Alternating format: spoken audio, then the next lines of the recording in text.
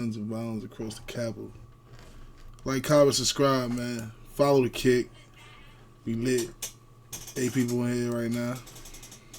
Story today, a 15-year-old girl has been stabbed to death in the rush hour in South London. 2 teenagers have been sentenced to life in prison at Leeds Crown Court for the murder of a 15-year-old boy and a 21-year-old man who was stabbed to death at the Notting Hill Carnival has been named today by his manager as rapper Takayo Lombard. They are weapons that kill, that can't be bought in shops. So why is it so easy to buy zombie knives online? They're finding knives just like this. But because there is no writing on the knives, the police can do nothing. As the politicians keep talking, teenagers and others keep dying. That is the reality. What would your day look like when you come out to go to the shop? Young people can't even go to the shop. I've got some young people, they've got to get to a cab to just go to the corner. Yeah, what you mean? I mean, yeah, like, what that mean? I don't know what that mean. What they mean by they can't do nothing because there's no writing. There's no writing on it. Like, I don't say where it came from or some shit like that. Like a ghost hunting type. They sell them shit to a lot. Huh? I said, out here you get in trouble for it. I've got some young people, they've got to get to a cab to just go to the corner shop. They cannot walk anymore. They cannot get in a tube, they cannot get on a bus. They cannot go in a park, they cannot be nowhere by themselves. Because they will get killed on sight by another child. These are zombie knives. The chances of survival is very, very slim. These are people that are not emotionally disciplined to be killing people.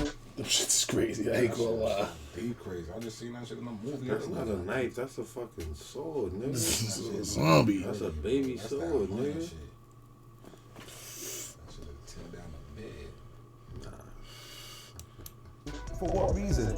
Crime is plaguing London and it's on the rise, with an increase of over 1,500 knife crime incidents this year compared to the last. And the Marley Boys, sometimes labelled as London's most violent and organised gang, are often at the forefront of headlines. The gang, which operates in East London, has been accused of grooming and exploiting young children, controlling drug trade in the area and using violent weapons such as zombie knives. And some of their actions make the hit series Top Boy look tame. Oh no. You don't want this one! But who are they really? And why are they gaining notoriety at such a fast pace?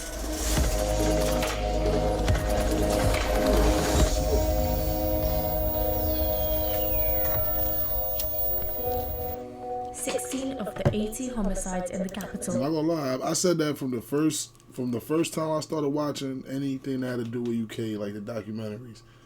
I said, I respect UK because niggas is you gotta have, niggas got more heart than niggas over here. To stab a nigga, bro, somebody sent me a video today, bro, of a nigga in a shop somewhere with his girl, and niggas trying to run down on them, nigga, and them niggas was going knife for knife.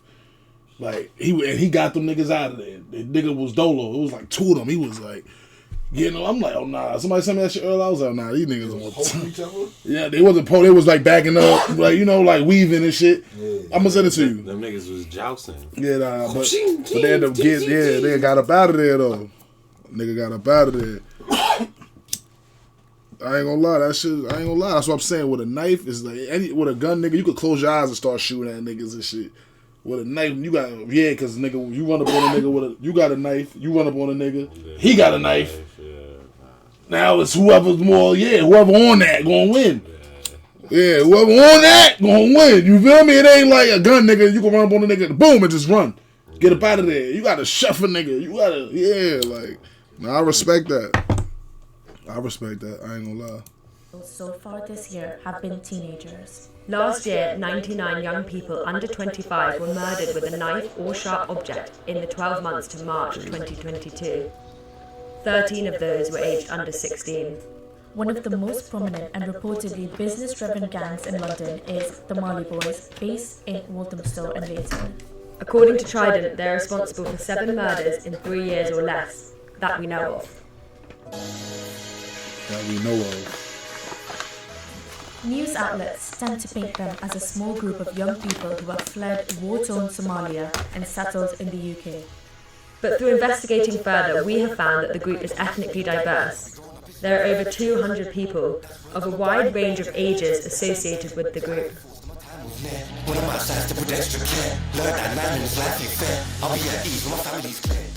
This is Valentin Road in London's Walthamstow. It's been called the UK's most dangerous street, and some say it's run by the Mali boys. Yeah, quick question. This is funny. It's a funny question, but it's a real question. How the fuck? So these niggas take their masks off when they around each other, though, right? Like, no niggas be like, because I could just pull up and be like, I'm gang with the mask on, or like, how do niggas be like? Do niggas know what each other look like without the mask? I'm sure they do what each other look like without the mask. I would hope so. Some niggas be, my nigga, I see niggas laying their head like, it says 200 of them though. I know all 200 don't know each other. They probably got some gang shit they say or something, like press a nigga or something. I don't know. They gotta take the mask off, man. And from murder to arson and sex attacks. So they just put the mask on for videos and shit and drills, that's it. So if niggas ain't drilling or you good? If niggas ain't drilling on the smallest? That's that shit, nigga. He said he good. Yeah, ask him again. Pass my shit, nigga. Alright, they take that shit off. Right. I'm high. I just gotta know. Because, you feel me? I just want to know.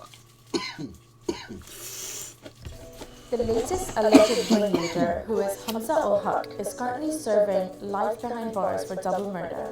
Earlier this year, received a second jail term for at least 36 years for a fatal stabbing. Both killings were in revenge over a fatal attack on fellow Mali boy gang member Elijah Donnelly. But the group itself are still at large and have become a prominent feature in the UK drill music, operating under the name the Malistrip.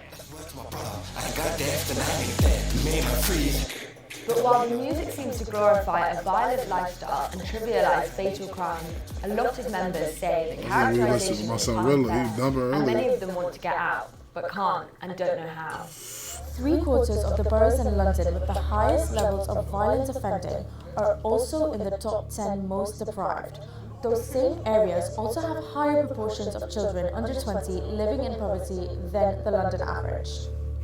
Ricardo and Jesse are in a volunteer-run media project in a Waltham Forest gang territory. The project was started by a man who knows everything about gangs. He's written a book about them. In fact, it's his own story. He was a notorious gangster. Divine is an entrepreneur and writer who runs the knife crime charity Kiss for Life. He grew up in Walthamstow and became a key player in the gang violence there.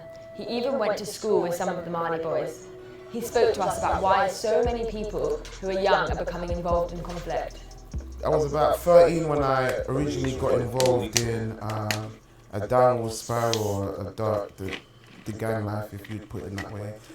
What sort of led me down that road are many different factors. A lack of self-discipline in terms of my own personal accountability for that.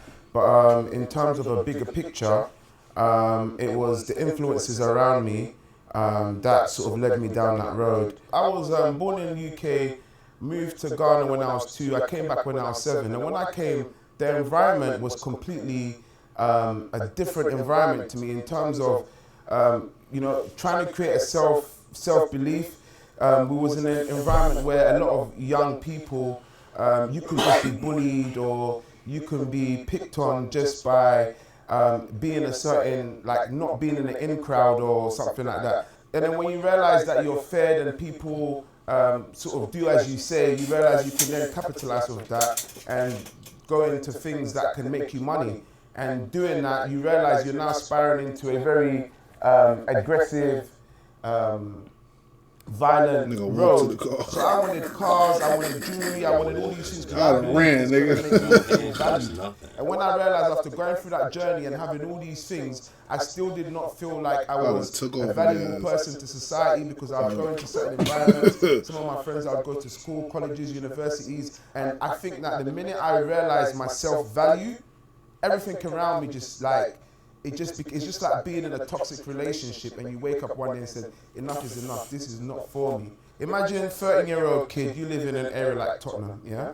And you go to a school that's quite close to Wood Green, and Wood Green has a lot of conflicts with Tottenham. So just the fact that you're going to school and you're from that area, automatically you could just be seen as an enemy just by default. Being able to protect yourself and say, I'm going to get a knife, as much as it sounds very crazy, cannot be the most baddest idea.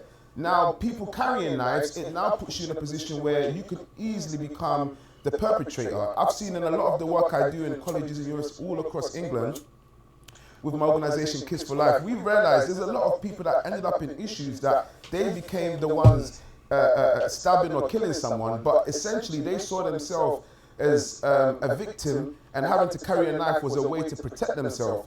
Just carrying a knife to protect yourself because of the environment you're in, even though you didn't want to, you felt it was the right choice to do.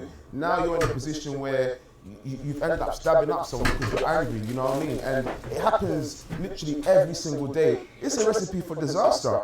And then back to the selling drugs, for example, like the Marley Boys and everything else. If you're in an environment where, you know, financially, everyone around you is struggling and you have no money, and people are able to give you a job or a platform where you could be earning £500 at the age of 13 to 16, again, it doesn't seem like the most craziest idea. A lot of these young people are going through traumatic situations. They are just literally mentally disturbed and challenged just from the upbringing coming up. It's far easier for a lot of young people to end up in an environment they didn't even want to be in. Now, the average young person carries a knife that goes from their knee to their waist, like this big. These are zombie knives. The chances of survival is very, very slim. These are huge. They're killing tools. You can't have a Rambo knife for any other reason than to kill someone. That's a fact. Colin James started Gangs Unite CIC with the hopes of reducing gang violence in the area. His initiative, Street Fathers, looks to provide people on the streets with a father figure and a place to stay if they're in need, offering options to people who perhaps feel trapped. Chop a tree off. I find a lot of young people, when they come out of prison, there is nothing for them. And these young people don't really want to learn a trade now, so they tend to drift in and out. I said, we never call them gangs. We call them mandem, we call them firms, we call them crews. Where I grew up in an estate, there's probably 120 children in there. So we was never labelled as a gang. We named ourselves crews or firms. It's the government that gave the children the label gangs. All we had was our name and our reputation. And I would have done anything to keep that. See, I think prevention is the most important aspect of working with young people, especially in youth crime. The government deals with intervention and they fund intervention, but intervention is too late. Something's already happened, someone's already been stabbed, someone's already been hurt, someone's already become a victim. See, inherently is a strong word. I don't think anyone is naturally violent. There is probably a few, probably 5% of the world population is probably that way. I think experiences, and it's all circumstantial. See, most people, the reason why I believe most people go on the road is economical. They believe it's for money. And everybody goes out there and thinks it's an easy way of making money. But as we was talking about earlier on, it's societal. Everybody wants to find their place in life, especially young people. We all do. We all want to find out who our friends are, what peer groups do we belong to. Some strive for higher peer groups, and to get into... OG talking facts. OG talking facts, I ain't gonna lie. Peer groups do we belong Shout out to. OG. Some strive for higher peer groups, and to get into those higher peer groups now, you've got to do certain things and you've got to be a certain way. And you've got to be either that man or that specific female to get in those specific circles now. You know, people think that young people are being groomed, and they always use this word, groom. It's just naive and vulnerable young people that want to do these things. Because they want to fit in, they want to impress, they want to be a part. Do you feel like Walthamstow has become unsafe? Niggas want to be accepted. Niggas ready to go do whatever. For niggas to be like, yeah, you heard about, that's my little, niggas be ready to crash out. Oh, Kizzy. As some people say.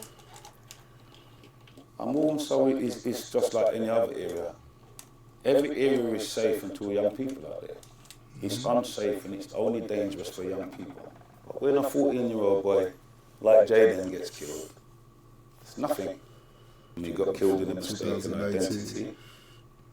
He got on a motorbike which belonged to somebody else, and someone else must have done something on the motorbike unbeknown to him. And some people was looking for someone on that motorbike. They saw him, he's got a crash helmet on. They drove up to him, knocked him off the motorbike, and stabbed him 9 times. If I had mine, if it was down That's the video I saw over there. Once you get caught with a gun and knife, I'd put you in the army since you want to be a murderer and since you want to use weapons. I think that they need to be more harsher with the kind of penalties that they're giving for carrying those type of knives. I call them weapons of mass destruction because that's what they cause. I said, once you go in a gang or you go on the road or you choose to do certain things, you take your whole family with you anyway.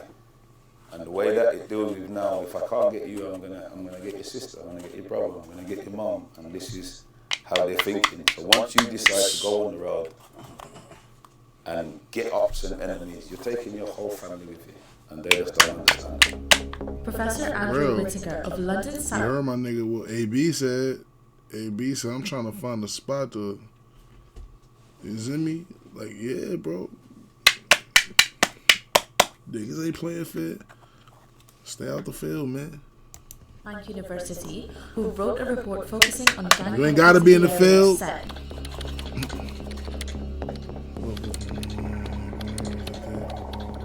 Since 2010, more than 4,500 youth work jobs have been cut and 760 youth centres have closed. So, does our government need to do more for young people? And could we ever see our streets without gang violence? Shut up. Like I was described, man.